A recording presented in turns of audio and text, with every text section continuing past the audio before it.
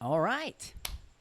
Thank you for being here. I'm going to give an explanation on what the hell Deadman is, Deadman mode, and what you should know for Deadman Armageddon. Are you ready? Let's go! Super. So, Deadman mode is a game mode that was originally intended for PvPers, but it seems like these days they're really turning it into a PvM type of mode, in which case you get points based off of boss monsters, skilling, quests, but you don't get points for killing other people. It's like Leagues 2.0, if you enjoyed that. Sigils and all the great special trinkets that make it fun, but the whole world and this game that you're able to experience is open world PvP. So it puts you into an entirely different narrative that you're dropped into, whereby you have to think, weigh, and measure the risks involved and inherent in you being a part of this world, because you have the opportunity to clash with other PKers or people that want to disrupt you and take everything that you have, because we're all highwaymen here. Okay? So the way that it works is when you first enter this game world, you use your actual account, meaning your main account, whatever account you have, so long as you haven't already been inside of Deadman mode with that account, it will start off like a regular level 3. You'll be dropped off from Tutorial Island, and you'll get a starter pack of like 5k coins, maybe, depending on if they changed anything, and a sigil. Okay, and you get a daily sigil when you come into the actual game world, and when you die, you will get another one if you die 24 hours from the future, or you can claim it with the actual combat tutors, where you claim the training bow and the mine runes and air runes and stuff. You can go there and claim your actual new sigil for the day. And it's a random sigil every 24 hours. So like throughout all of Deadman mode, if there's 14 days, which there's 14 and a 15th with the finale day, you can claim that as well, okay? So it's always going to be random, but there's a rare chance that you'll get something really, really good and really, really valuable, and you can either sell that or keep it or hold on to it. So what these sigils do is you attune them. You can have up to 3 sigils. Now, from what I know, you can have all 3 of the same tier, tier 1, tier 2, but not 3 of tier 3. They typically have a different sort of power measurement for what they're good for, but there are skilling sigils and there are combat sigils, right?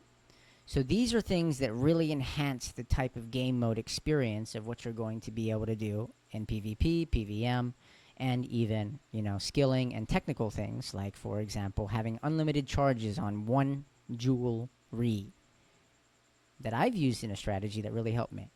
And so there's 3 reasons why somebody will use or play Deadman mode, from what I've observed. The first reason is because they're there for money. One of the cool things about Deadman mode is it's a temporary game mode, and people are competitive. And so they're trying to get as much money as they possibly can early on, and they can do something that's totally legal, which is to swap that money by trading somebody at the GE, for example, who is offering a rate of 1 to 100. Meaning if you have 1 mil, you can trade that for 100 OSRS main game gold. So you trade it over to that person at the GE, and they have another account approach you in the main game, and they give you 100 mil. Okay, that's how it works. And so everybody's giving an offer throughout all of Deadman mode, and the rates decline the more time goes by, because the less demand and need there is for people to get the money now, because they're trying to compete, right? And so anybody that wants to advance is probably going to be giving an offer like that, especially clans from World 345, which is the permanent Deadman world. They'll be giving offers from there too, because they're familiar with providing this whole experience, okay? So the first reason is money. Last year, swap rates started around 1 to 100. This year, they may be more inflated just because the economy is worse. And also, last year was 3 weeks. This year is 2 weeks. So maybe the demand will be even higher, and the prices will be better. But the first reason is money. The second reason is fun. And last year, we had about 7 people in the clan who were consistently showing up, and we had a lot of fun. But there were a lot of mistakes that were made too, and those weren't so fun. But we learned, and we got better, and we burned literally a whole week having fun, And then, it felt like I'd spent the next week jerking off. And then the third week, I finally got serious. But then I made a mistake, and I had to move up a combat bracket. And I literally had to do everything I could in my power to raise myself to the top of that combat bracket to be invulnerable to dying to everybody. So it wasn't the best experience, and so I want to make sure that you have that good experience. You get to have fun. So I've created a whole plan and strategy. If you want to take it up and follow that, we'll have some fun on the alts. We will make some money, and we'll be able to supply that money to our main accounts in the higher brackets so that we can die and experience the risk of dying without feeling like we're going to lose everything. Now, here's why this matters. There's also a third motivation, which is competition. And these people who are going to do well in competition are likely going to get points for killing bosses, questing, doing skilling, clues, whatever is on the measurement board. But PvP is not on the measurement board. And they're going for prize money, right? So what happens when they win the prize money is they have to be checked. Their account actually has to be checked for if they took a legitimate methodology to be able to get that win, right?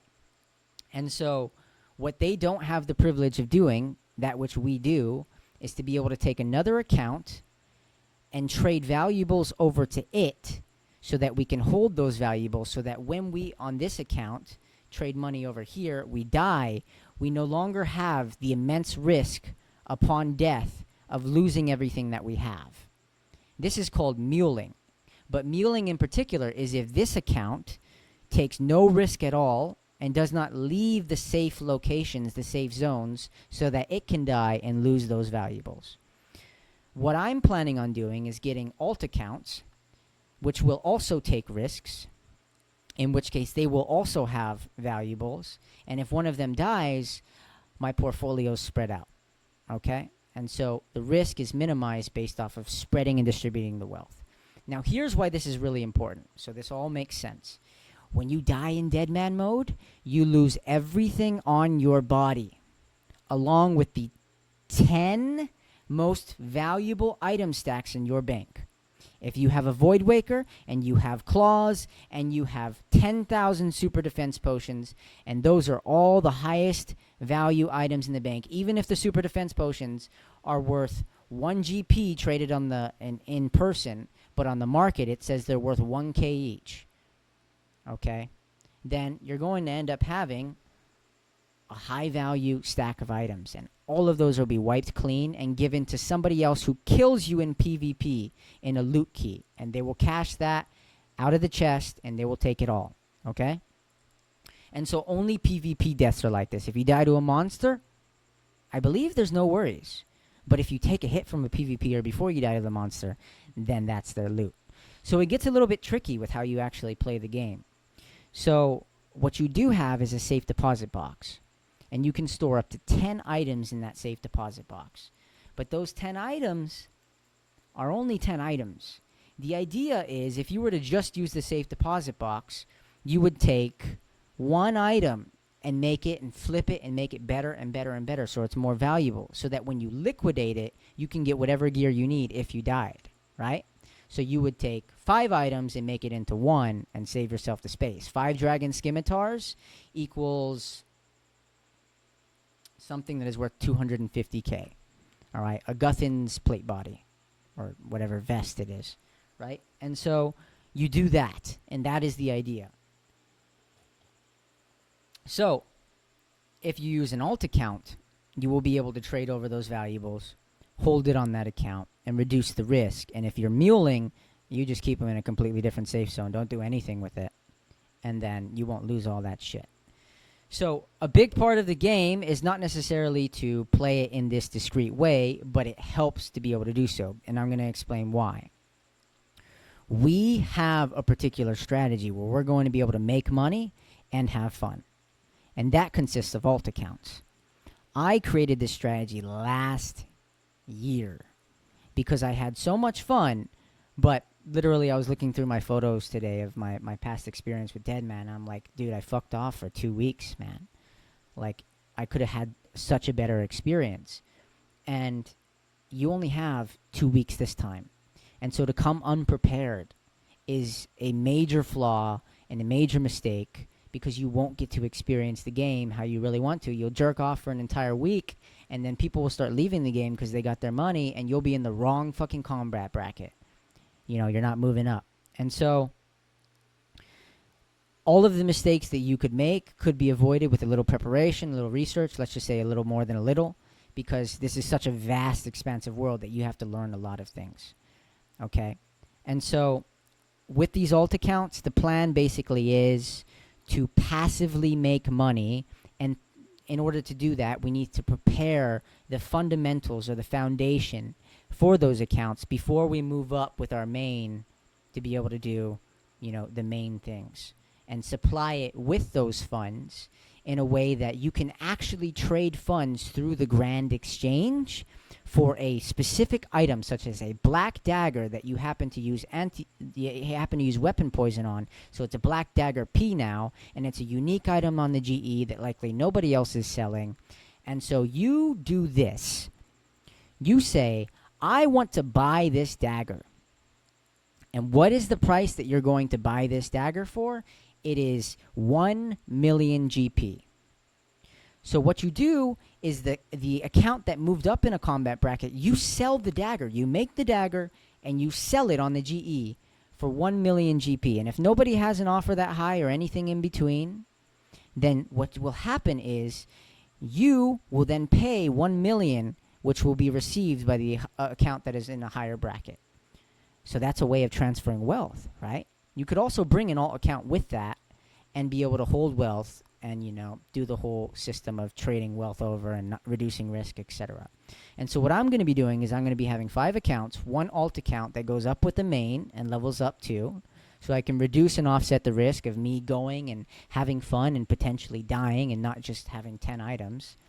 But I will also be transferring funds upward from 3 alt accounts, each one with their own particular strategy that I'm going to be testing and having a unique experience with. And I will be sharing some of these methodologies with you, right? And so the experience of that is we're going to make money, but we're also going to massively dominate specific territories, in which case we literally have reign, and people are not able to dispute this, because when they do, we're all in the same spot. So we just hop worlds and be like, hey, we got this, right? And so it'll be really interesting, because I think some of these people will be coming on to using these strategies as opposed to last year, which I devised it for. But things became more accessible. But things also became less profitable in one way or another as well. And so depending on which strategies you want to use, we're going to roll with those. And depending on, how accessible it is, we're going to experience a bit more conflict. So that'll be fun. I think it'll all just be fun, right? So that's basically part of my game plan. So if you want to participate in that, then what you would do is you would opt in by making actual payment to me for the strategy or for the bonds that you'll need the alt accounts for. And you'll make up the money. If you're not fucking absolute sucky and you're sticking with the clan, things will work out, all right? And so you'll get those swap rates and you'll pay me back after. All good, okay? And so what I want is 10x for the bond, if that's the case of you need the bonds for your account. And then you swap it over and you pay me. And then depending on how many bonds or whatever, you just multiply it by 2 by, if you're using the strategy, times 2 of that amount.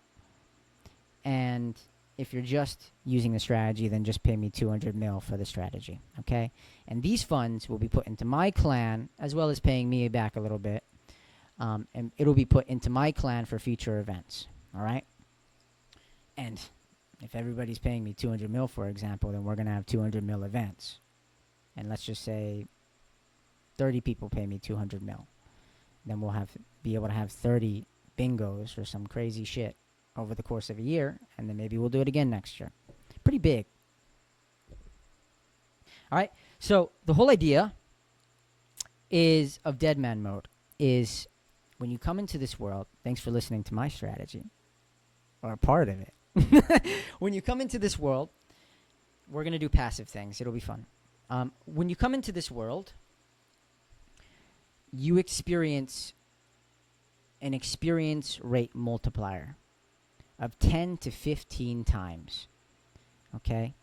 And so what this enables you to do is level up at an extremely advanced rate, kind of like Leagues 2. But there's also combat involved.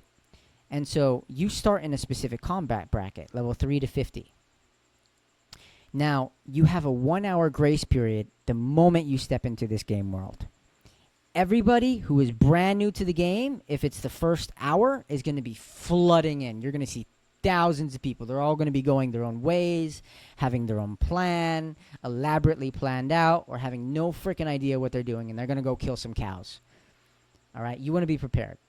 So you want to do the things that are going to get you the most advanced, such as quests with experience, which multiplies by 10, so that you can get to the point where you're no longer in danger, or you already are doing something that helps contribute to your account in a major way, maybe not necessarily money-making or whatever, but skilling, or it is specifically money-making by the end of that first hour, okay?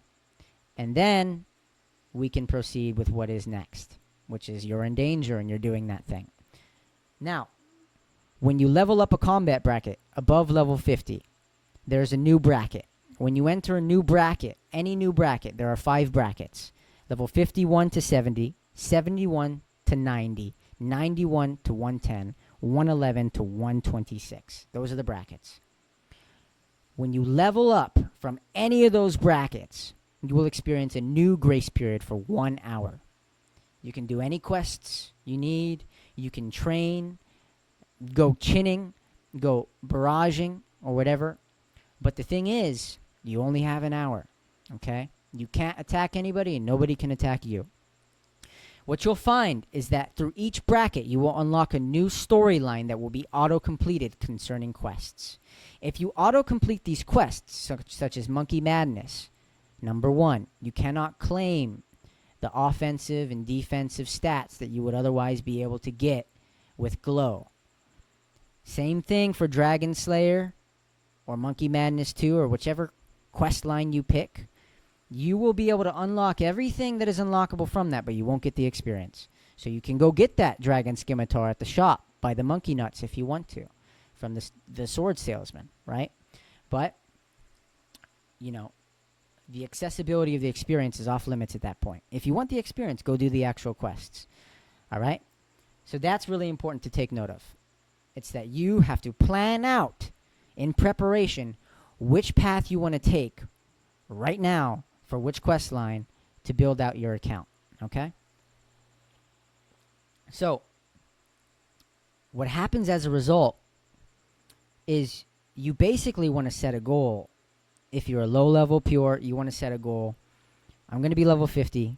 These are going to be my stats. And you then devise what quests do I have to do, what training do I have to do, what items do I have to get. Those are your targets. And now that you have a specific goal, it's much easier to lay out a path. Much easier once you know this is what I want. This is the gear. These are the levels.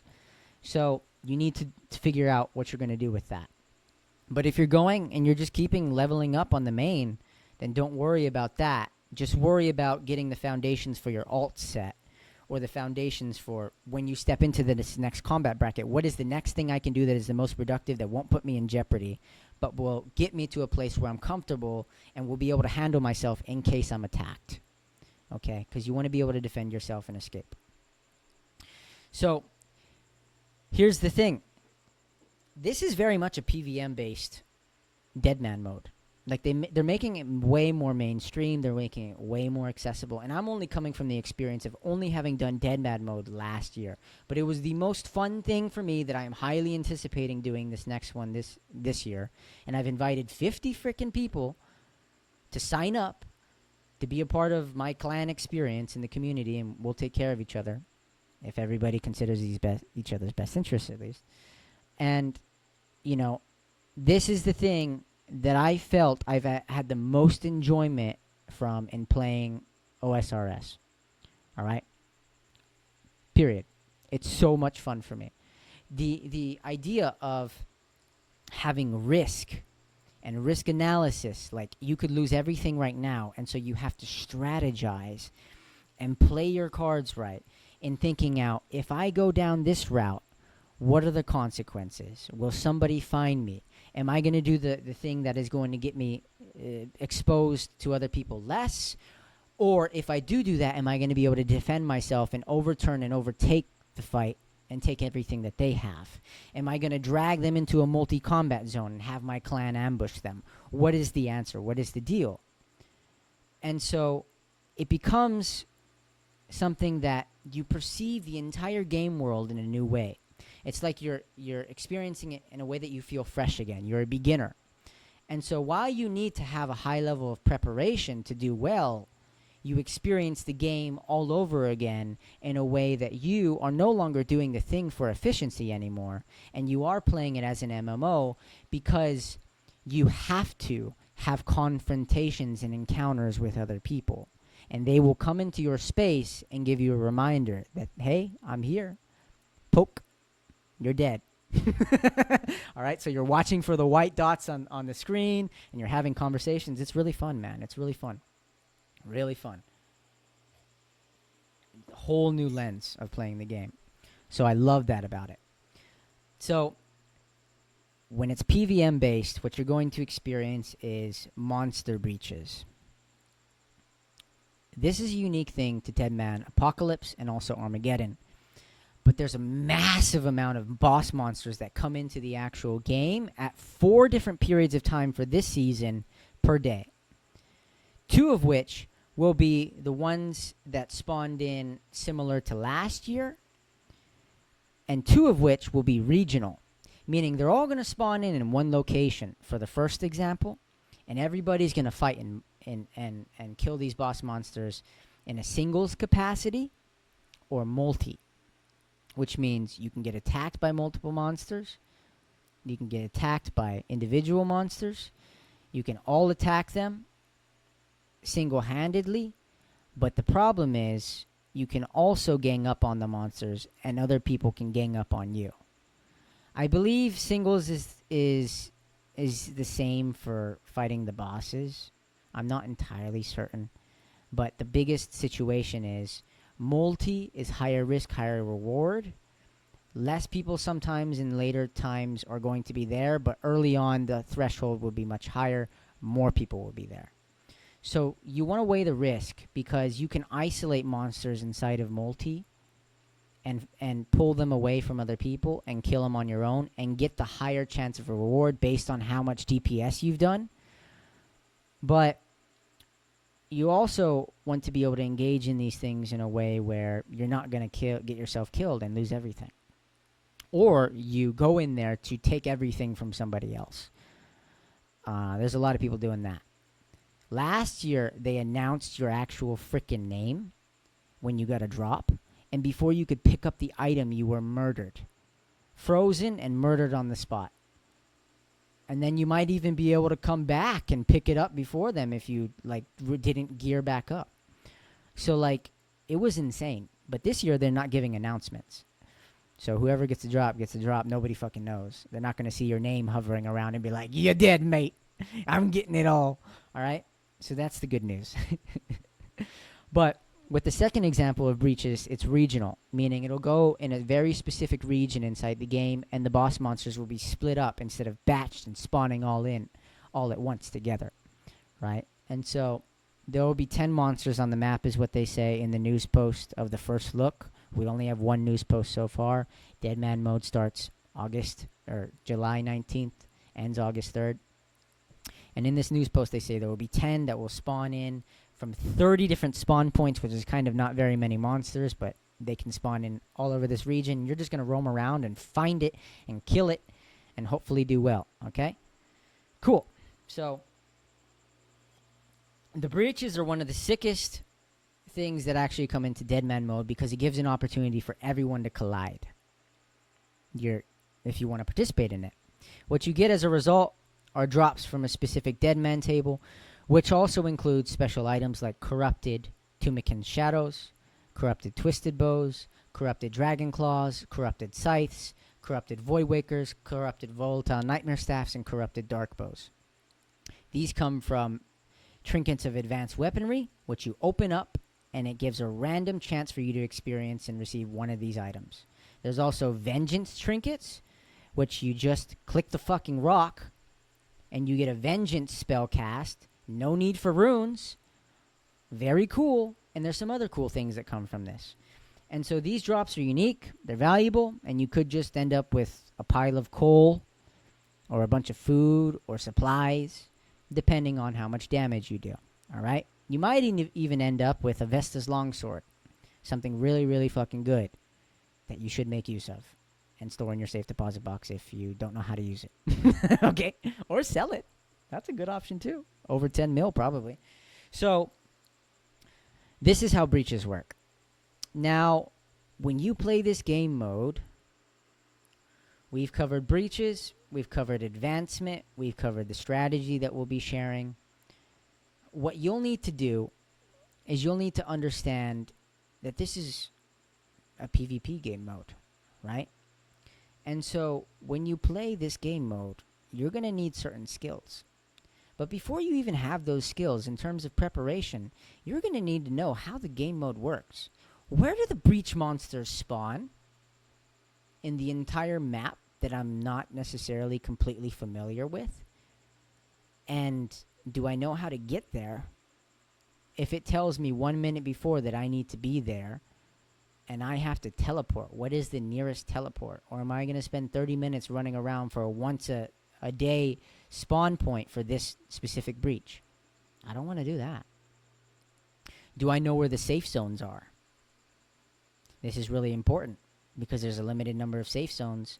Most of them are cities, big cities like Varrock or Falador, or specific banks. But not all banks are going to be safe. Edgeville is one of those banks that you will get fucked up in. All right? You don't want to teleport in there with the glory. Most PKers are there for bank fights, meaning they take stacked, noted supplies like brews, like food, like super restores, and they will use that on a banker and then withdraw as many as they need and continue fighting without actually opening up their bank. So they freeze somebody and then they grab their stuff and then they fight again, right? And keep in contact.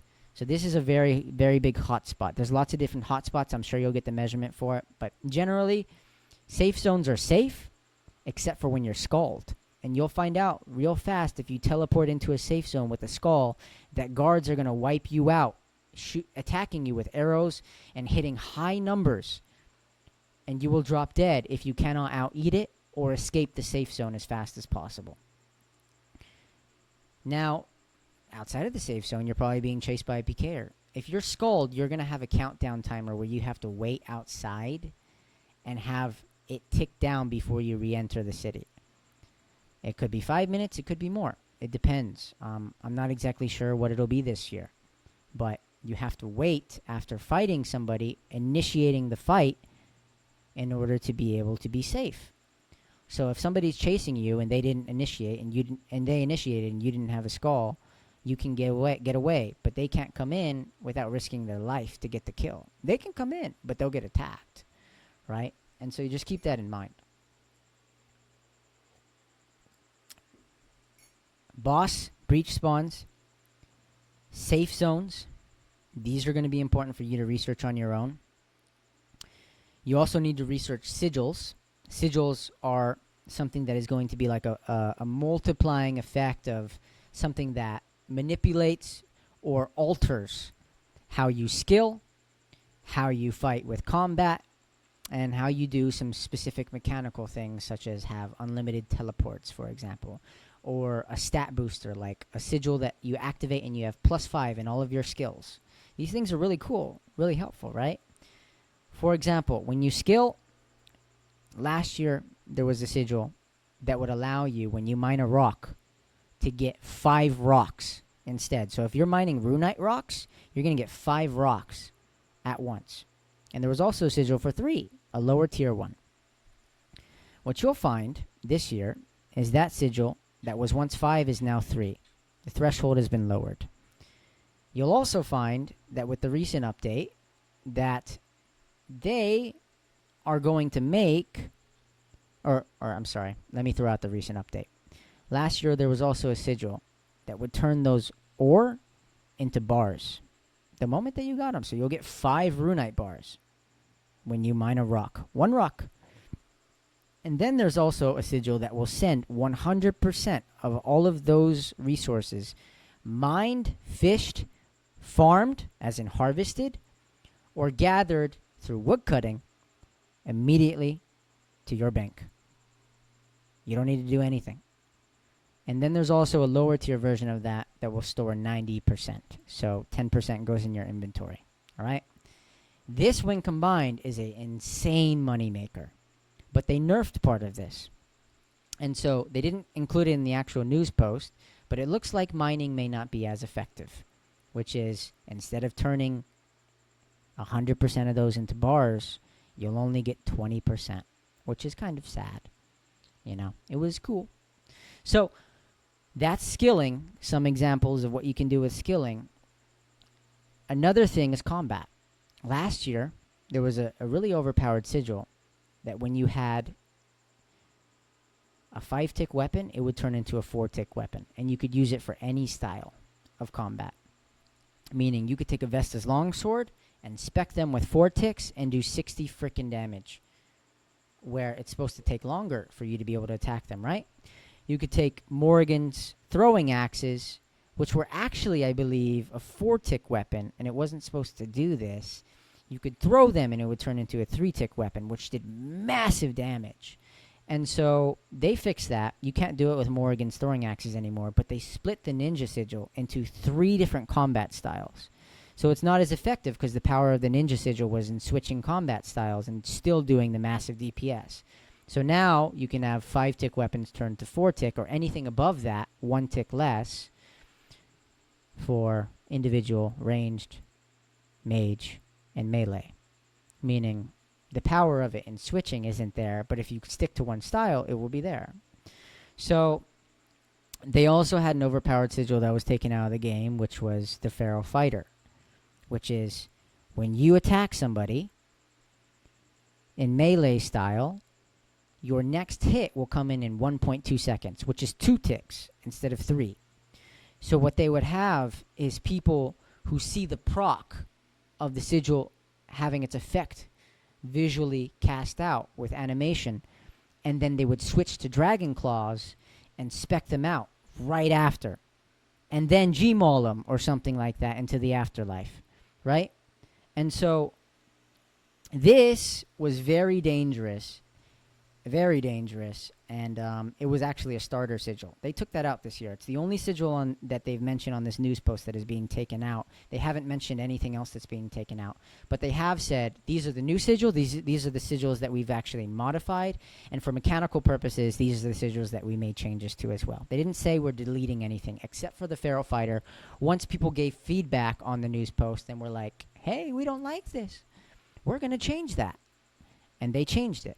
And so they also changed it for the Infernal Smith, which is the one that I talked about, which was 100% turning bars, now 20%. So they made a few modifications that, you know, might help people or might not help people, depending. But these things are all still subject to change, right? So sigils like these, or the sigil of, you know, aggression, for example, which if you get your prayers right, or if you successfully hit somebody in combat, something like that, you'll get 2% added to your offensive capacity. So if you do five attacks right, or prayers right, or whatever, then, you know, I'm not exactly sure how it works. I didn't use it, but you'll do 10% more damage. Now it's been changed, as many sigils have been modified. It's 3% more damage for every correct hit. I believe it's correct hits. I'm not sure, though, so don't quote me on that. So instead, it's kind of like a buff, actually. It's 9% for 3 correct hits instead of needing to get 5 for every 2%.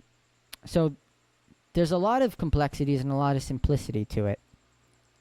But there's also even a sigil in combat for if you get attacked, the recoil damage will recoil 5s onto another player. So people would do really intense strategies where they wear a Ring of Suffering and that, and then they would immediately turn the tide and kill them. Or they'd outlast them with food and win that way. And so that sigil's also been nerfed from 45 seconds of that recoil damage to 15, which would originally do like 128 damage, something like that, and now does 41, if I calculated it correctly. So it's a lot of this stuff is game changing, so you need to be aware. You need to really, really be aware of what sigils you want to use and what all the sigils do, because it completely changes the gameplay, and that's the point. Deadman wasn't the same without the sigils. It was just everybody doing 1v1s in combat in an entire open game world. And then they brought the sigils in, and now it's fun on a different level. And then they made it like leagues, you know? Crazy. Crazy. And so I don't know much about it, but I've done a lot of research, and I've played the last one. I've had nothing but fun, even though I had a hard time, you know? So keep this in mind. It's definitely worth your while to research the sigils and figure out which combinations that you actually want to do and use, because some things are just overpowered, which are coming into this one that you will see, which is any borrows equipment that you wear. I believe if you wear a full set, you'll get a set effect with this new sigil that gives you 40% more accuracy with that borrow set. And then there's a sigil that, depending on the amount of damage that you take or hit points that you have been reduced by, if you have 1 hit point, your accuracy will reflect with, if your max hit points is 99, for example, your accuracy will reflect 98% more accuracy. Every hit point that you lose, your accuracy will go up by 1%. Meaning, if you combine that with the borrow set, you will have over 100% accuracy with Darox to hit somebody for a massive stack of damage. That is going to be insane if you combine those two sigils, all right? So you have to think, what is the best thing to do here? How do I want to strategize? And take all this into account and proper reflection, and you'll do okay. I think so, indeed. All right, so keep that in mind. So breaches, yeah, safety zones and sigils. You'll also want to know where multi-combat lines are. If you don't know this, you can get ganged up on, or you will have problems with losing your opponents if they go into singles, if you were ganging up on them, etc. So you want to freeze them before they get in there, etc. And you also want to know where those multi-combat zones will be, because it will also be attributed to breaches, which is multiple boss monsters, right? But the biggest issue is to get your clan involved in fighting other people and other people who will gang up on you. Multi-combat is basically a literal death zone. If somebody catches you there and they have a team, you're not likely to make it out alive, especially with all the sigils that are going to be proccing. You're not going to out-eat that. There's like no freaking way. So if you die in multi-combat zone and you didn't know it was there, it's your fault for not researching that. All right? It's really important that you know these. And they'll probably be the same as the original game mode, but if by chance you need to look it up and figure it out if it's different for Deadman, then go ahead. All right? So these, amongst many things, are the 4 major things that you're going to want to do your research on. There are other things like, you know, we have mithril and adamant seeds, this game mode. So escaping is going to be different. You're not going to be able to just go underneath somebody, and when they try and mithril seed to get the potential to move one tile and then attack you, and you can mithril seed in the same direction. No, they're going to change directions. Or you're going to be able to change directions and hit each other, and you're not going to be able to escape this way if they're using both seeds, or if they're using one seed strategy and you have none. So what's going to happen is you need to learn how to escape well. And the seeds obviously go in this direction or that direction. They're not going to go this direction and that direction. But you need to learn how to freeze somebody from a distance, 10 tiles, and run away outside of their range before they can freeze you and log out. Now, the thing about logging out is anytime you try and log out, you have to wait 10 seconds. So literally on your screen, it'll count down from 10 seconds. And you can't click on the minimap. You can't click to eat food. You can't click on the screen to move somewhere while you're waiting those 10 seconds. So, like, the best thing I think you could do, which I didn't even know that you could do in the past, was zoom out of your mini map. Scroll your wheel on the mini map, zoom out max, and click as far as you can, and click the log out button if you get a gap, so that you'll log out while you're running. If you happen to not zoom out, it'll probably be a mini map that's so small that your run distance will not be able to give you the 10 seconds you need to be able to log out, and they will hit you again because you will stop at the point that you cannot click anymore, and you'll stop and walking or running, and then they will attack you. It's going to be really bad. You don't want to run out of run energy in Deadman mode. You always want to have a stamina potion on you, because it will cost you your life and everything you have. All right? And so you always want to have prayer. You always want to have run energy. You always want to have food, whatever else you need. Cool. All right? So that is important. But also, I believe instant teleports are only enabled when you're not in combat. Meaning you have to create a big enough gap so that after 10 seconds of no longer being in combat or whatever it is, that you can then teleport. It might be when your health bar drops, or it might be when it's been 10 seconds. But it could be something else. So I believe you can only instant teleport when you see somebody approaching you and they haven't attacked you, or if they've attacked you, you have to get out of combat before you can teleport. And it might also be punishing, like log out, if you were just recently in combat. So you'll have to pick the option with the countdown timer if you're recently in combat. And so you kind of want to measure your choices, which is better, logging out or teleporting. That's kind of important too. But keep that in mind, is that you can't just teleport whenever you want to. And then people can also TB you, and then you have that problem to deal with. If you don't know anything about combat, if you protect from magic, the teleblock will be halved from a 5-minute timer to 2.5. Okay, so the basics of what you want to know in terms of combat, in which case all of this is written in an announcement post that I've made, so you can look at that. Maybe I didn't write everything, but in terms of combat, you'll want to know how to safely freeze and escape, how to use your protection prayers so that you pray correctly and reduce 40% of the damage that's incoming onto you, and offensive prayers, so you do more damage to them before you attack with the right style. And you'll also want to know how to be able to triple eat, which triple eating is eat one piece of food and then eat a brew and then eat a karambuan, which has to come after the brew. You can double eat, which is to eat a shark and a brew, or sorry, a shark and a karambuan, or you can do a shark and a brew. But what you can't do is a shark, a karambuan, and then a brew. It always has to be the karambuan after the potion, right? So a double eat will heal 20 plus 18 from a shark. That's 38. And then a brew is whatever percentage, plus whatever number that it gives you. And so these things are going to be tremendously important for you to know. Because people will deal, maybe 60 damage in one hit, and then they have the sigils that you have to deal with.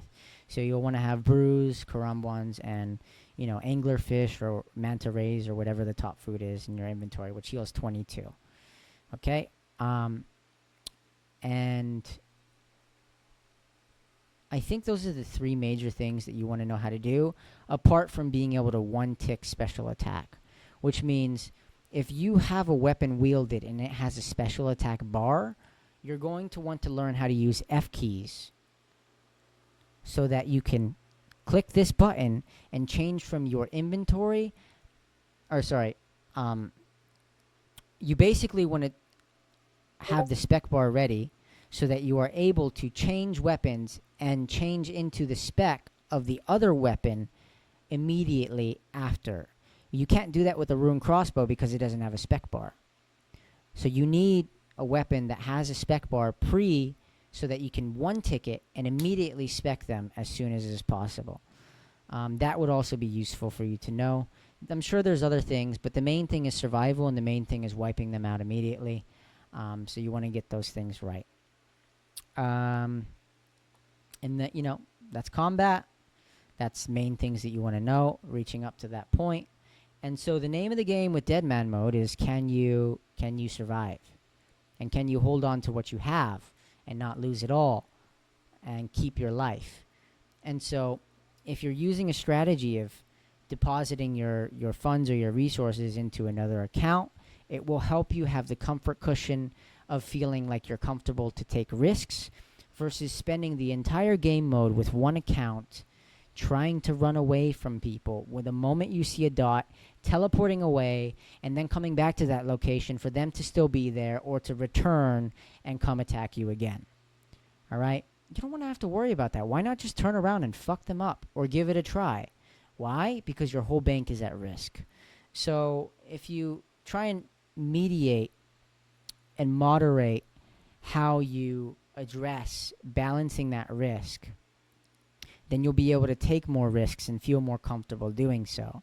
So if you can play the game like that, then you'll be able to enjoy it more. Instead of always being on defensive mode, you can then go on the offensive and die a few times and have fun doing it, right? So generally speaking, what we're going to be doing as far as my plan is concerned, or the general plan of what you ooh, is it lightning? What you could be doing is you could be taking money, sending it up, and funding whatever you need to have whatever equipment is necessary to be able to produce whatever outcomes you want and not lose it all.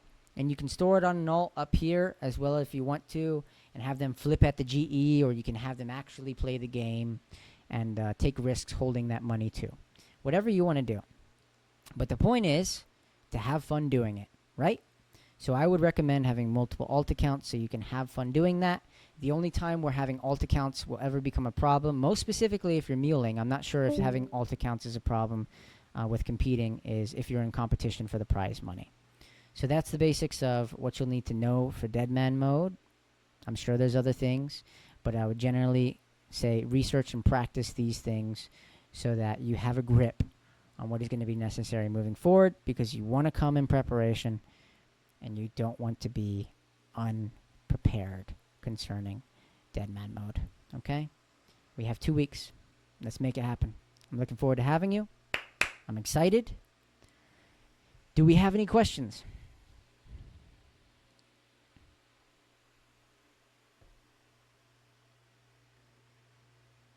DB, are you here?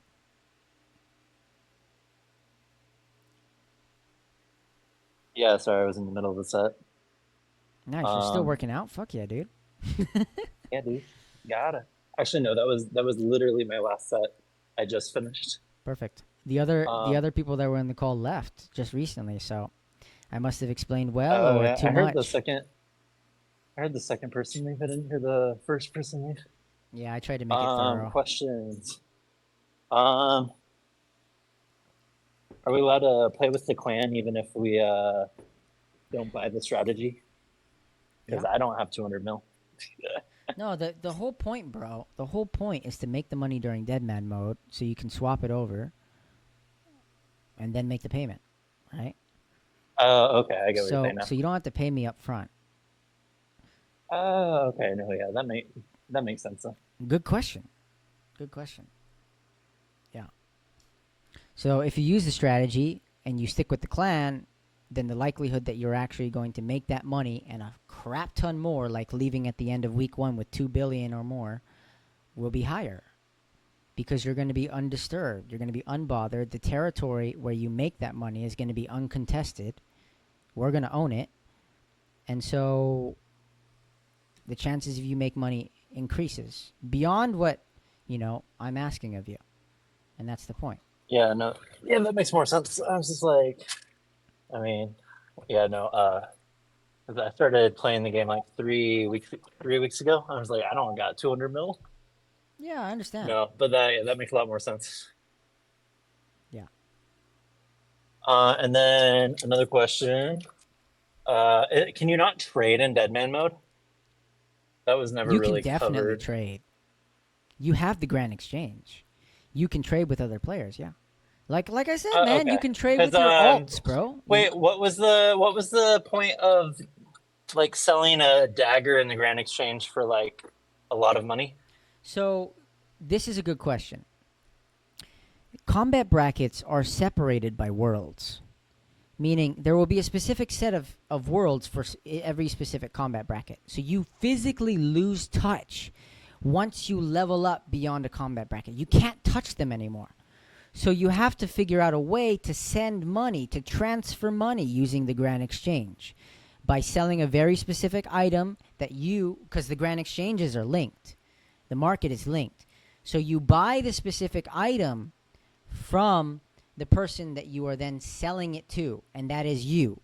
And so long as nobody else has an offer in the GE, you sell this unique item from the top down to the bottom if you're supplying it this way instead of inversely. And they are sending the money from the lower level alts, which you use the lower level alts specifically because the risk or chance of them dying or getting one hit is significantly less because people don't have the KO potential. So you mine resources on those accounts as much as you can so you can then fund the accounts that are trying to play in a way that they are experiencing new growth, supplies, right? And so that is the point. Okay, yeah, that makes sense. And then I think that was my big question because I didn't understand that. Okay, so the Grand Exchanges are linked, but they're not linked to the rest of the game. They're only linked to Deadman mode. Correct. The Deadman mode will have its own economy. Okay, yeah, that makes a lot more sense now. Okay. Yeah, no, that was basically my only question because I read the entire OSRS wiki page before this. Really? So, wow. yeah. How was my explanation then? It definitely went more in depth on certain things. I think like you went into depth on things that were probably like links on that page that I didn't click on. Oh, really? So like I didn't even know about the sigils. I must have glossed right over that. Oh yeah, that's a good one to know, man. That changes the whole experience. That's like one of the main points of Deadman. It's a modifier. Did they nerf any in the middle of the game last year? Last year. I'm sure they did something like that. Yeah. Yeah. Okay. So they might not be what for sure they say they are. They for sure did that for some things. And they'll do it again. And then they will do it again. You said that there's a Deadman world. 345. This is the dedicated permanent Deadman world. What is the point of the permanent Deadman world? So when they first started rolling out Deadman, apparently people wanted to continue to play something like that. And the permanent Deadman world is for people who were playing that version of Deadman to continuously play. And so there's only one server. And it's pretty much dead, but there is a consistent player base. It's just very, very small. And so the point of it is for them to have fun in Deadman style. The only thing is it doesn't include seasonal things like all of the crazy shit that we're about to experience with monster breaches and sigils, etc. And so because that wasn't in the original version. Right, and they've modified a little bit, but they don't give it the most time and attention. Like they haven't experienced certain updates that the main game has. Like for example, last year, I believe they hadn't even had any items from Desert Treasure 2's quest release, and we came in from our seasonal server and flooded the economy with everything that transferred over because last year we were unable to bring our banks from the seasonal Deadman Apocalypse into that game server because our accounts and experience also transferred in as well. And so we destroyed their economy or helped them, depending. And so they received items that they would never have received before with the freaking Desert Treasure 2 quest, right? And so that was wild to have happened. But we had access to it. How funny. And so this year, you'll keep all of your stats, but you can only bring 10 items from your safety deposit box. Meaning, if you get a Venator's ring, and it's high value, and you want to bring it over there because that item is much rarer to be able to get, then you store the very highest value items in your safety deposit box, and you'll probably get the most benefit from bringing it into permanent Deadman world. 345, right? So if I started an account on 345 right now, then I could not bring it over, or how does Correct, that work? because it's the Okay. actual server for there, and you're not going to get any sigils or anything like that. And I believe they have like a 12-hour grace period when you start, and that's how that works. Okay. And then are there sigils? Are the sigils like, can you lose them? Are they like an item? You I don't can really lose them. understand what they are. You can lose them. So Okay. a So sigil is they're like something. items kind A of. sigil is something that basically imbues you with a power. So you click it and you imbue yourself or activate it. And some of these you keep in your bank, some of these you keep on your body. But if you have extra sigils in your inventory that are not imbued, not activated, which you can only have up to 3, and you die, you will lose those. I believe you also Okay, that makes sense. lose them. You may not lose them. I'm not certain. You may not lose them if they're in your bank, or you do. But specifically, if they're on your body, I know you definitely lose them. And so I think if they're in your bank, it's okay, but I'm not certain. I think it's okay. I think it should be okay. Just you can't have them on your body. Yeah, I would and still I mean, research it if though. you only have like if you only have 9 items in your bank and then a sigil, it sounds like you would lose it.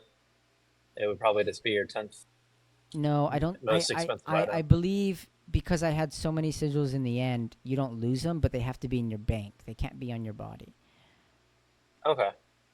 Just make sure you do research on how that works. But I'm fairly confident that's the case. And then what day does this start? You said in 2 weeks? July 19th, the July day. 9th. Oh, okay, so like 3 weeks. No, Okay. a month and a half. Wait, oh, July. 6.5 weeks. Dude. Yeah, I don't know why I It thought we starts were on in June already. Friday. It starts on Friday, ends on August 3rd, Saturday, with the finale. Okay. Yeah. And then okay. So is there gonna be like any like clan practice or anything? Or are we just gonna jump into it? Like what's going on there? There will be strategy sessions. I have them all scheduled in the announcements page. I'm going to have 12. At least that's what I planned before Deadman Okay. mode. So about twice a week, but not exactly because they're spread out. Um, Okay. and so what I'll do is I'll talk about things that we're going to do, and if anybody needs help or wants to plan an account or whatever, we can talk about that. But by no means am I an expert. I just have a little bit of experience, and I created an actual plan that took me 10 days, and I'm like, this is going to work. And, all I'm doing is really Okay. providing the stability of getting things set up so that you can then work on your main account. I don't have a strategy for your main. I have a strategy for getting the main prepared before it needs to be continually prepared. Continually being the key word. So basically setting up the foundation. And the foundation is the most important, which is getting started. And then being able to move on, especially your alt accounts in particular. So you can start making money and you don't have to worry about sending your other account up because you have all these things where you're not having to do a crap ton of quests and have your mind break with 1,000 decisions, right? You want to be like, okay, Yeah. we're good. Now we can focus on Are there this. are there level zones of what like level you're allowed to attack people? Or is it just if they're in the world you can attack them? It's the combat Or does bracket, it which is scale in like the the same world. wilderness? Combat bracket, which is the Okay. same world. So level I don't 50 think the can wilderness affects or influences any of that. okay. I'm not sure how revenant weapons influence that either, but the whole thing is wilderness, bro. The whole thing is you're at risk. The Yeah. the whole thing, anything that's wilderness basically applies. I'm not sure about void when you die beyond level 20 wilderness, for example, but I think you probably keep it. So, I mean, we didn't have a problem with losing our void last year. So, things like that, just keep in mind. The whole thing is wilderness, but probably below 20 wilderness. The whole thing is seen as. I'm not sure about when you Oh go man, that further would in suck wilderness. getting Void in PvP, That would suck. or Void's good. is that? Oh, actually, no. I think that was a safe zone, isn't it? It's a safe zone. What is? I think that entire island is a safe zone. I'm not sure. From the So wiki, I so think it said it was last year at last least. year Void was overused. It was very easy to get. You would literally cash in points that you got from fighting the bosses, and you would get an emblem drop and cash that in for points, and you could buy it from the shop. This year they took that out. So there will be less voiders, which means you Okay. probably have to actually do pest control. They might have multipliers on it. I don't know. On the points. Okay, that makes sense. Yeah. Okay. I don't really have any other questions though. Sure thing. So we're going to be building low level counts that have the least risk involved and holding them back and defending the territory. Hopefully not having anybody screw up and accidentally bracketing up, because then we can't protect them. And we're also going to be playing together on the mains or whatever that we plan on doing. And hopefully you'll be a part of the strategy. Would love to have you. The purpose of the clan is not specific. Are the mains gonna max out? Doesn't have to. However far you can get. No. Okay. It'd be much more fun to Oh, play okay. the game But with other people and do the quests together and, help support each other and stuff like that. Yeah. But by no means are you expected to trade with each other or support each other in that way. It's just a better experience if you do. okay, that makes sense. Yeah. Awesome. Yeah. No. It. I always saw it like on YouTube because like even after I quit RS2 with the EOC, I would still watch like YouTubes and I'd see Deadman mode, but I didn't really pay attention. Sorry, you broke up. You didn't pay attention? You there?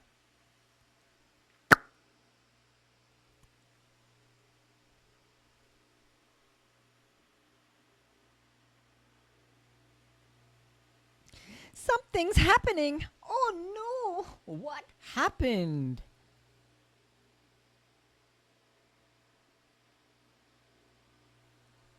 Why are you doing this to me?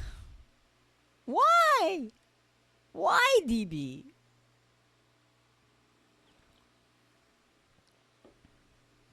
DB for double. 126. That's the name. He's got the gifts.